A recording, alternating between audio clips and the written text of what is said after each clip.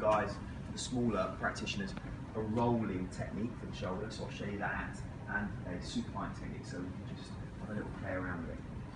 So with the C7T1, again, I want to keep my leg against the couch.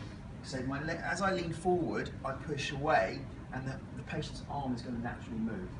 So I want to be close. The mistake a lot of you guys were making yesterday is you were doing your techniques and you were standing off, yeah, which meant you're weak. You're very weak in that position. Don't be afraid to be up against the couch and actually work with the patient. We find C7T1, and again, all I'm going to do is I'm going to use the trap and I'm going to use the crease in my hand, and I'm just going to apply an oblique pressure, and I'm just going to push, yeah? I don't want to see any big red marks where you're adding loads of compression.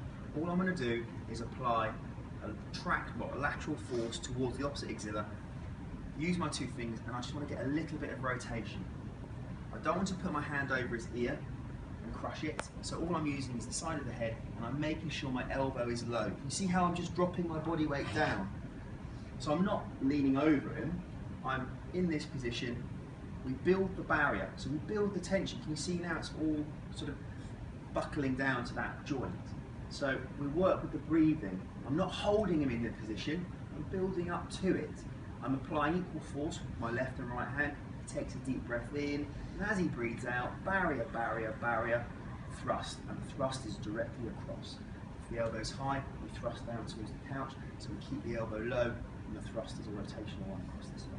So we, 1, 2, with the thoracics, again, we want to make sure we take up the slack. So again, I'm nice and firm against the couch. Imagine that our hands are angling towards the base of his head. So that's the direction we want to be going in.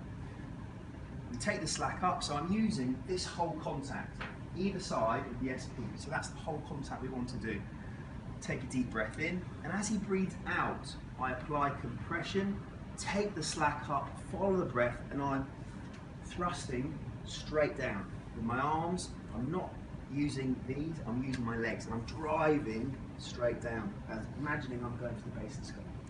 Deep breath in, and as he breathes out, follow it down, thrust. I can then hand over the erectors.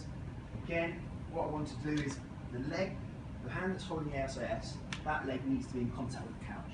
So I'm like this, yeah? That allows me to drop my hip and internally rotate my shoulder. Build some momentum, yeah? Straight arm, lean back, build some momentum. Hold over the rib cage. As he takes a deep breath in, I follow the breath down, all the way, dropping, straight down.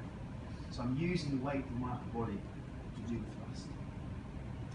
Put your back forward.